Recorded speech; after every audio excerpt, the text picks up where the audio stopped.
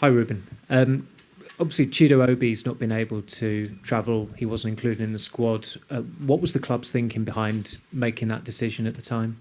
And it is a different context. In that moment, Rasmus and Josh was playing in the same position. So we tried to manage all the things, even the expectations of the kids. So was that the context was completely different, and we chose the different players. Jack Fletcher was added to the squad. Why hasn't he travelled out here? Sorry? Jack Fletcher, I believe he was He added. didn't train with us, and he had a game before Fulham. We want some. Imagine Amas is today. Is here today. In the last game against Fulham, we want Amas also, but because he played all the game against Arsenal, he was not in our squad. We try to manage all the teams there and try to imagine the substitutions. And we know to bring some players is a big step, and we are taking care of the expectation of the kids. Thank you. Paul. Hi Ruben, it is quite a small squad and a relatively inexperienced squad in some parts. How much of a challenge is that for you, given how important the game is? But we have a lot of experience, and Mata is a young player, but he has a lot of experience, and we are ready because the good thing to play in Premier League, we are ready for everything. So it's a big challenge. We are going to face a very good team, really intense, with a lot of experience, international players. But we are ready because we face that teams every weekend. Rob. Hi Ruben, can I just ask about the two injured players, Harry Maguire and Manuel Ugarte? Are they long problems, or they're not going to be out? Small things. So we are being careful with because in this moment we cannot allow us to lose more players for a long time. So we are taking care of them in Carrington, and they cannot play this game because it will be a great risk. Dave. Hi Ruben. I think you said in your Sky interview yesterday, or whenever you did it, that you're building something bigger here than just winning a cup this season. But surely the here and now, this competition is vital for the future of the club, not least in terms of the financial aspect of it. It's worth up to maybe £100 million for the club if you go all the way and win this competition and get a Champions League place, but also in terms of attracting the very best players next season. So in that context, do you kind of understand or accept that it's so important for the club to win this competition? That is clear. I think it's not the crucial thing for the future of the club.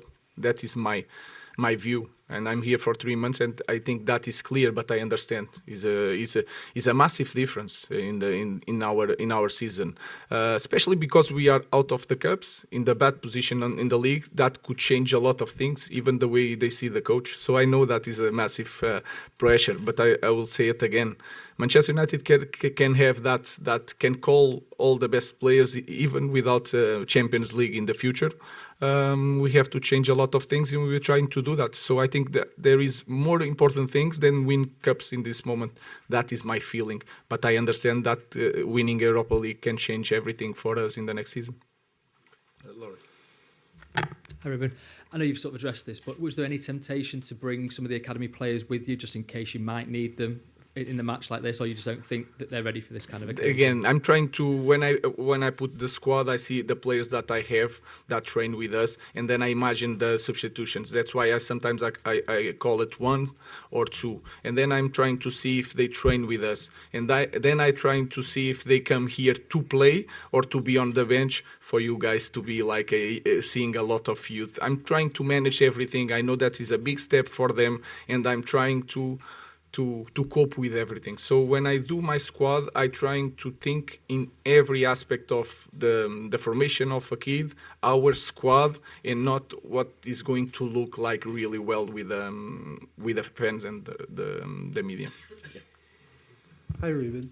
I just wonder, for the likes of Josh, Rasmus and Alejandro, what needs to happen either for them or the team to really unlock them in terms of that goal scoring and to get them in better opportunities? Sometimes there are things that is hard to explain. For example, before the last match, we had some games without opportunities and create chances, and that is impossible for them to score. So it's a team thing.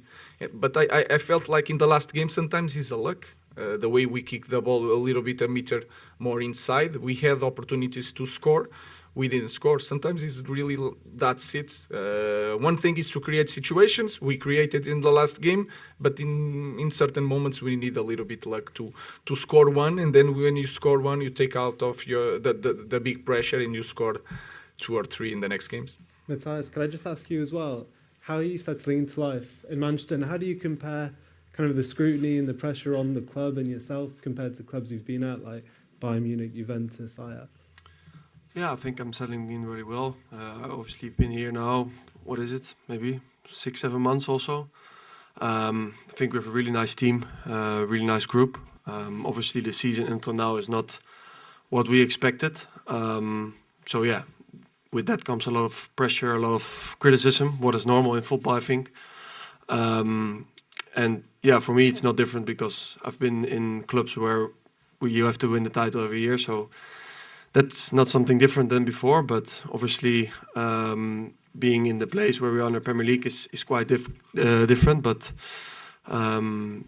yeah, you have to keep going. You have to work hard and as a team improve. And then hopefully the results will come. James. Matthias, just following on from that, obviously you've come in at a time where it's probably been the most turbulent season the club have had in the Premier League era. Has it been a bit of a shock to the system for you at times, having to cope with what the team's been through? I wouldn't call it a shock. What I said, obviously, you would have expected it a little bit better, the way it is at the moment. But yeah, it's the Premier League where you're playing in, and the Premier League is, you can't be at 99% of the day because then you lose games against the teams that are in the Premier League. So obviously into this season, in a lot of games we haven't been good enough. So we know that. We try to improve as a team, try to improve as an individual, what also is really important, I think. And then in the end, it has also sometimes a little bit to do with luck also, I think. But we all know that we have to improve and to become better. But I'm now talking about the Premier League, but I think tomorrow is another chance to show our worth in a European competition. Until now we haven't lost a game, so hopefully we can keep it that way and get a good result. Martin. Yeah, hi Matisse. Just on that same topic, after Sunday, this looks like your best chance of being back in Europe next season. How important is that for the players to have European football? Yeah, that's obviously that's the consequence. If you win the tournament, that's what you refer to. I think you go to the Champions League, but I think that's not our main goal at the moment. Our main goal is to win the game tomorrow, to get a good result. Watching it step by step, game after game. The Europa League is not a tournament where you can win without effort. So we know we have to fight tomorrow to put everything on the line to win the game, and that's our first concern for tomorrow. So we will be ready and hopefully get a good result tomorrow. Okay, last two, Chris and Pete. Chris. Yes, hi Ruben. In talking about the club's longer term goals these past few days, you've twice mentioned that you might not be part of it. Do you still have the self-belief that you can see this job through and turn the club around in the way that you hope? Yes, what I mean is that we have to think as a club as a long project and not just solve things in this moment and try to. If you win the cup, we are in the bad position. If we won the Europa League, we'll be in amazing position in the next year because the problems continue here, even with the Champions League.